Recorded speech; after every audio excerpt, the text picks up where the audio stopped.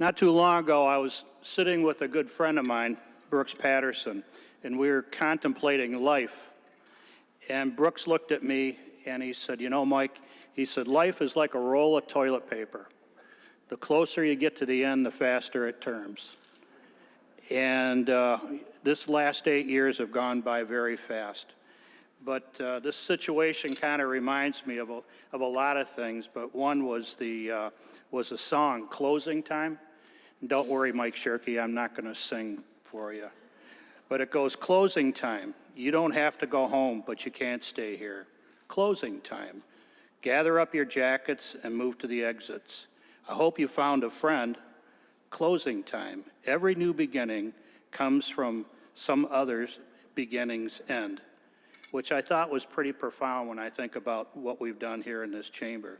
I have to say I've made so many friends during my 8 years here in the Senate and the 4 years I've spent in the House. A lot of characters in that crowd, not only here but in the legislature, but back home in the district and all over the state. Let me just mention a couple of names here. Smith, Rocca, Hertel, Hood, Young. It's not the people that you're thinking of, it's their dads.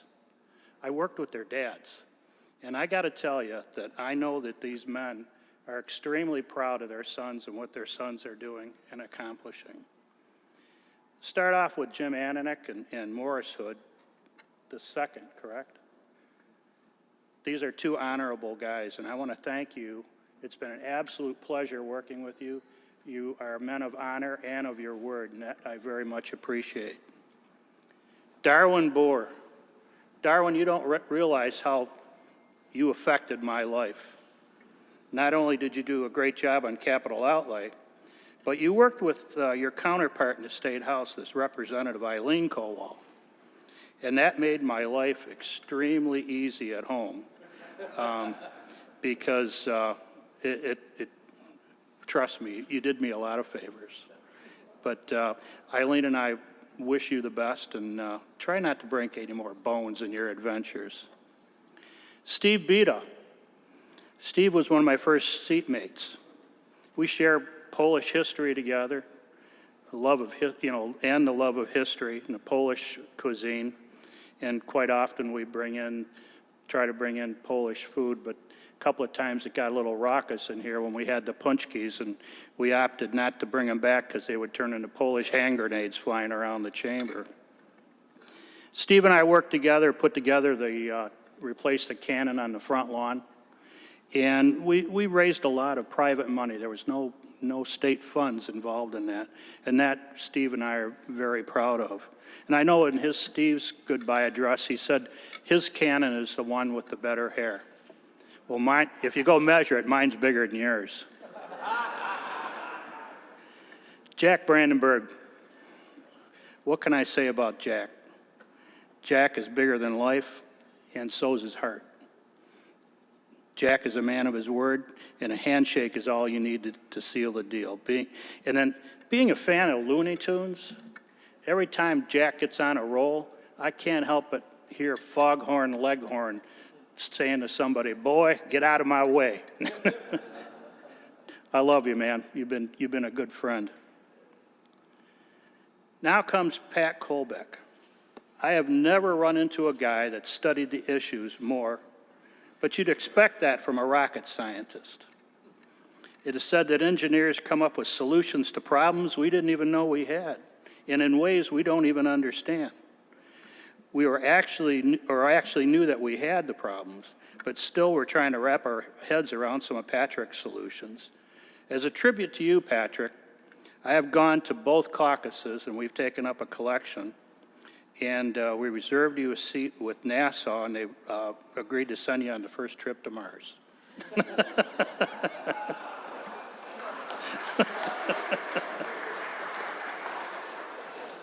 All good-natured fun, Patrick. Tom, you've just been a pleasure to work with as well. It's my Yooper brother. I learned that normally your hat is on, and then your hat is off, and then the Yooper way is have it locked. and I'm not sure what that was all about, but we did have some fun running around the Upper Peninsula together. You know, you brought diversity to this chamber in that we're discussing wolves, mines, pigs, petting bears. I got a call from a woman in West Bloomfield Township, and those of you that know West Bloomfield know it's a rather high-end community, and there's a lot of people there that really care about animal rights and solutions. And this poor lady was just so distraught. She was worried that we were going to shoot wolves, and I had told her, I said we weren't getting ready to shoot wolves. We're looking at transplanting them, and she was very much relieved. And then she asked me, she said, where are you going to put the wolves? And I said, West Bloomfield. And all of a sudden, the whole story changed. So it does bring a different aspect of things. Mike Green, you probably are my longest serving friend here in the chamber. Mike, you and I have changed some rules and regulations and laws concerning the Second Amendment. You and I have worked together, and it's always been an absolute pleasure. We've shared some laughs together. There's been some tears, and I know we've prayed together a lot as well, and that's been greatly appreciated. But actually, Mike Green, Dave Robinson, and myself are either the last of the Mohicans, the Three Musketeers, or the Three Stooges. I haven't figured out which one it is, but we're the last three legislators to have served with John Engler. And those of you that didn't have the opportunity to serve with Governor Engler, you missed a real opportunity. There was a tactician there that we will probably never ever have again. And Judy, you were my other seatmate. We had a lot of great conversations, and I thought we had a pretty good relationship, you know, when we were sitting together, and still do. And one day we were sitting there, and I looked around the chamber, and I said, you know, Judy, out of all the women legislators, you're the best-looking brunette in the group. And she smiled, and she said, wait a minute, I'm the only brunette in the group. So that still stands. Then I have to talk about what commonly referred to sometime as the twins, a.k.a. the dynamic duo, and that's Tanya Shootmaker and Margaret O'Brien. Tanya, you've done a terrific job as President Pro Tem, and Margaret, honest to Pete, if things don't work out here, I'm sure some auctioneer would pick you up in a heartbeat. Joe Yoon. Joe, when I was first elected, I served with Laura Toy, Randy Richardville, Mike Bishop, and we shared this page. And there's this kid running around, and every now and then we'd send him out for popcorn, and he'd kind of get it right half the time, and we'd tip him $1. And I just want to address all the pages here. You know, if you work really hard and strive, you too can become Joe Yoon. But Joe, here's the $1 I owe you from that last bag of popcorn.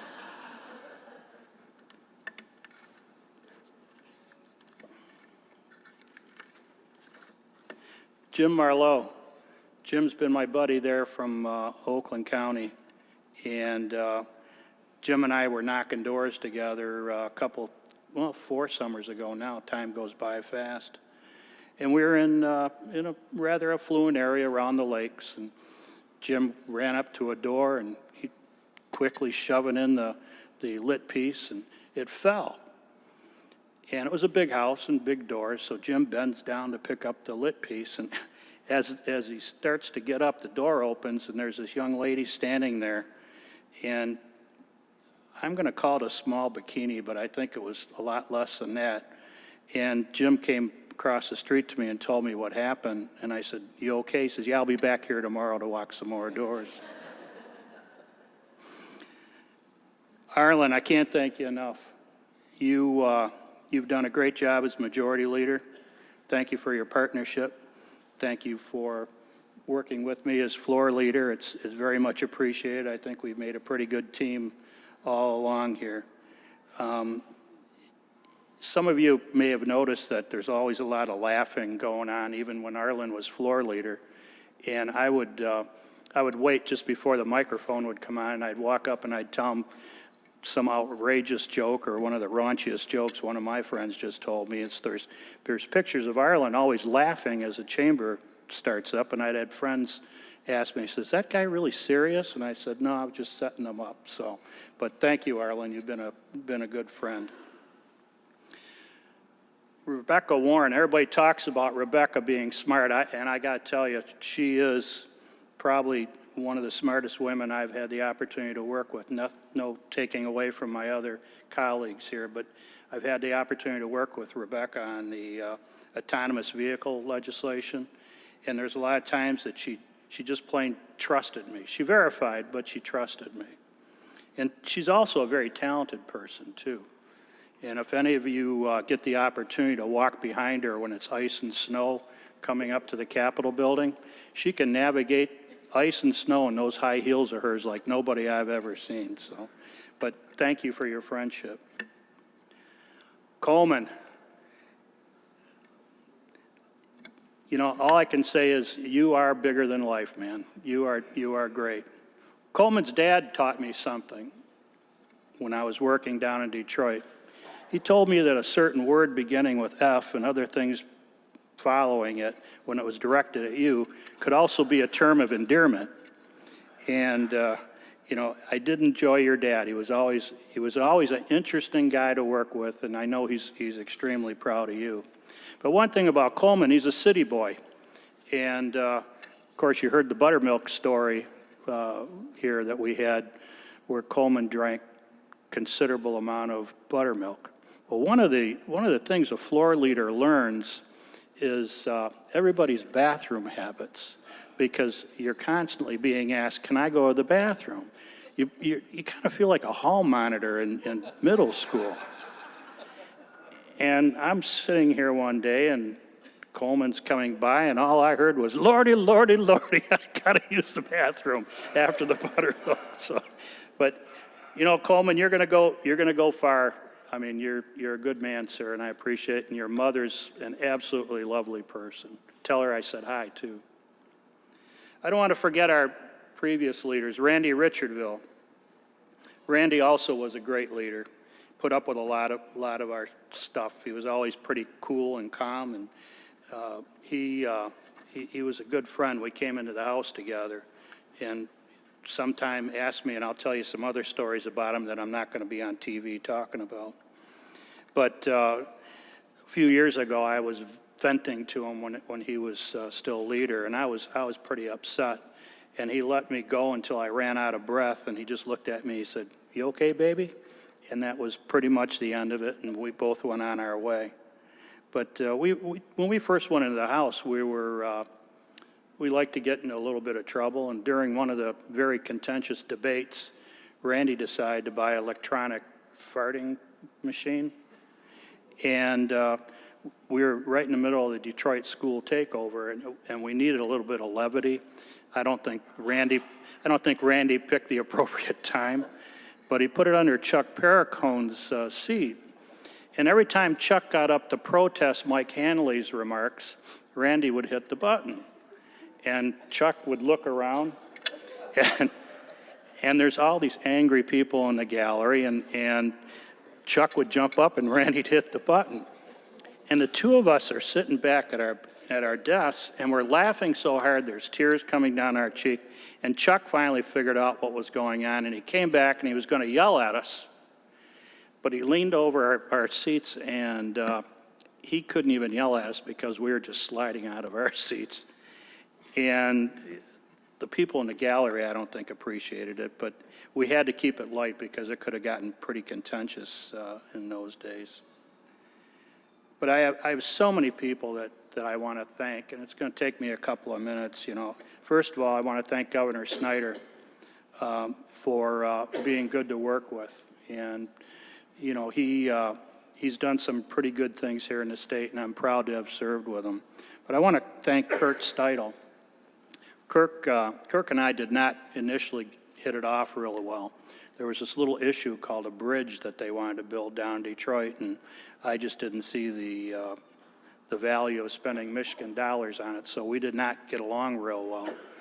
And I couldn't figure out why. I guess it's probably because I threatened to have him arrested and thrown in jail at one point, and he was a little irritated with me. But we got past it, and we've done a lot of really good things like the autonomous vehicles and connected vehicles together.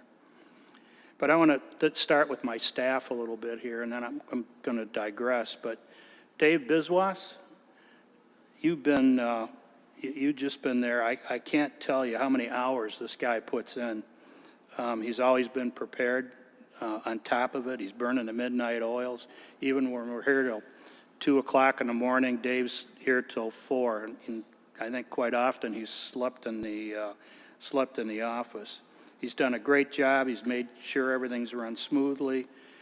He's taken over jobs that really he shouldn't have had to have done, but we're trying to, reserve money and do the best job for the people of our districts. And Dave, I really couldn't have been as successful without you in the office, so thank you. Chris DeRocher up in the gallery. Chris has been with me the longest. I kind of hired him when he was still in high school. He's terrific with the written word. He has a heart and a patience to deal with many phone calls. A lot of times they were less than patient, and he's going to be extremely successful at his new career working for the fellow that's going to be replacing me. So I'm proud to have Chris in my office.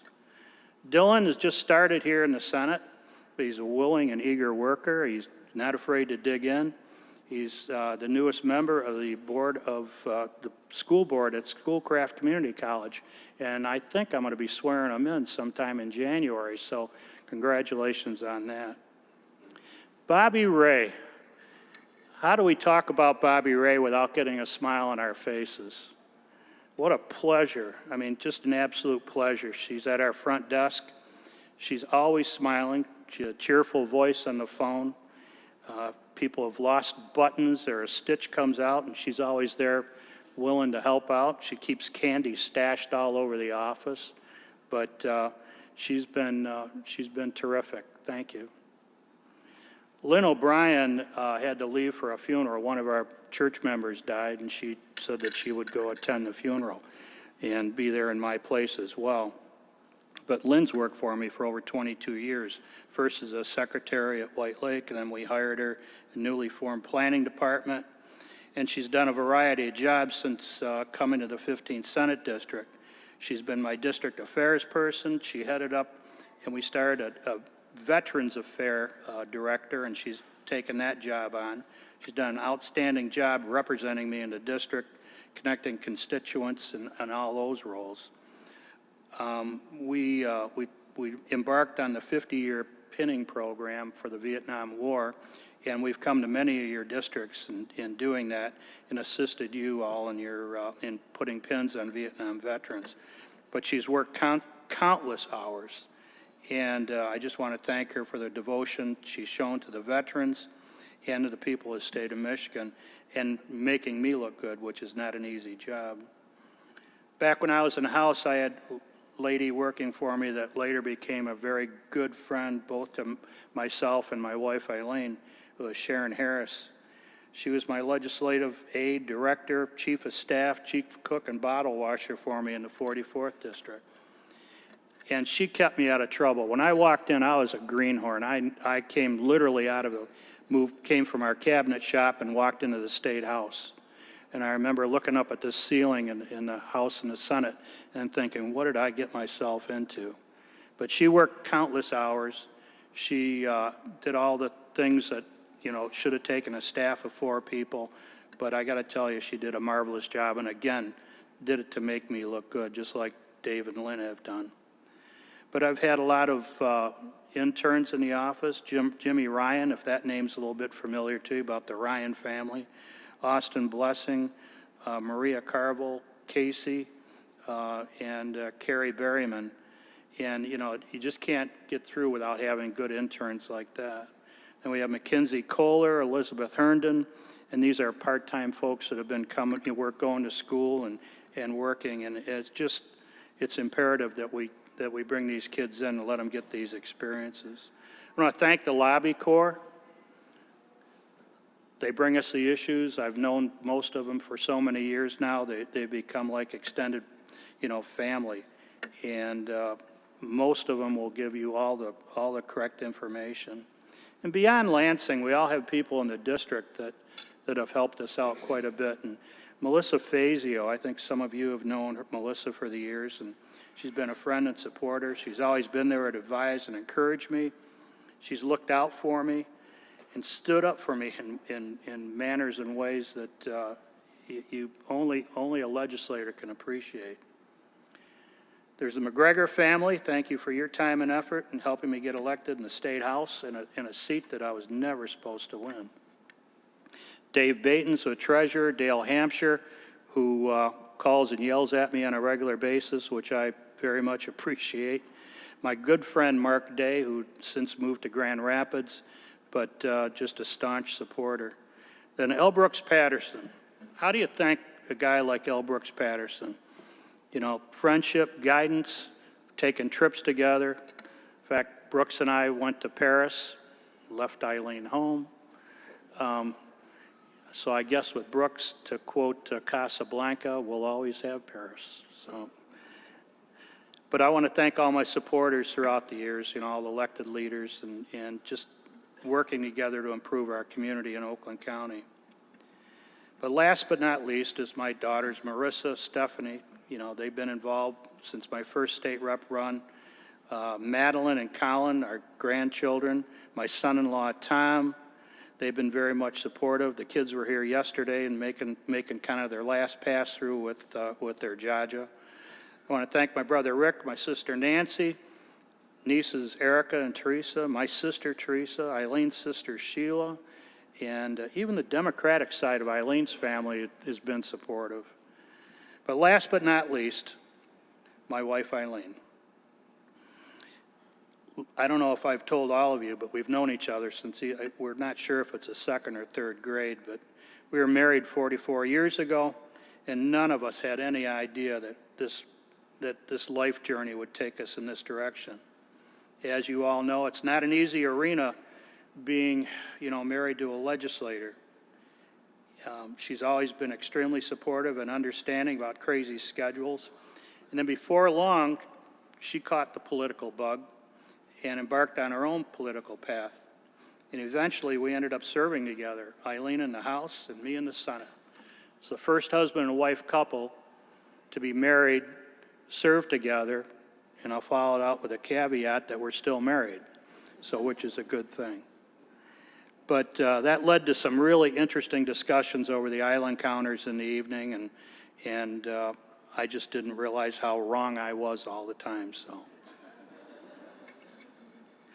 But it's no slam dunk, and even if you propose legislations to cure cancer and hunger, enduring peace, someone's going to have an issue with it. And if you ever know you never know what you might be voting on. I never thought I'd be voting on feral pigs and petting bears, for example. But I'm extremely proud of what we've accomplished. We've made generational changes here in Michigan that's going to make things not recession-proof, but recession-resistant for our prosperity into the future. And, on a personal note, I took a great deal of pleasure out of passing the autonomous vehicle legislation with the help of Rebecca and Ken Horn and a lot of other people here in the chamber. And it's going to make it possible for Michigan to stay in the forefront and keep us at the auto capital of the world for at least another 125 years, not to mention the thousands and thousands of jobs and the untold millions of dollars of investment. And one of the questions that we're asked constantly is, when we have an autonomous vehicle, can we drink and drive? And I thought that was the big question of the day. And then not too long ago, Sunday Free Press, above the fold, there's this article that says, study says self-driving cars will lead to sex on the roads. Well, I guess that legislation we're working on the other day about tinted windows would probably be a really good idea at this point.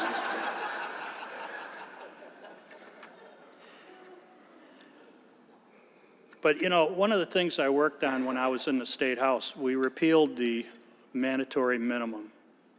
In every piece of legislation, there's always unintended consequences. And I had a lady, one of our lobby corps came to me, Jean Doss, who convinced me over and over again that we had to change this statute. Larry Julian and I worked on it, and we had an opportunity to meet a woman that was in prison for a long period of time. She was arrested and convicted when she was 18, and she was 36 when I met her. And working with past Governor Milliken and excuse me, I just had a brain cramp, but with staff and everyone, that we were able to get this law changed.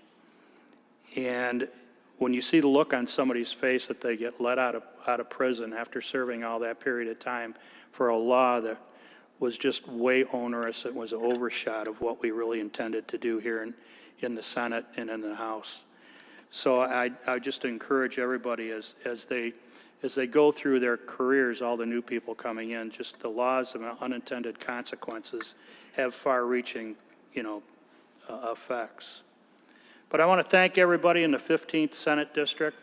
I want to thank everyone in the 44th House District for their support and most of all for their faith in me. I will miss this place. I'll miss the people, and I'm going to miss the process. But I look forward to what's new in the future. And let me repeat part of the lyrics of the song that I started with, Closing Time. Every new beginning comes from some other beginning's end. With that, God bless each and every one of you. God bless Michigan, and God bless the United States of America. Thank you.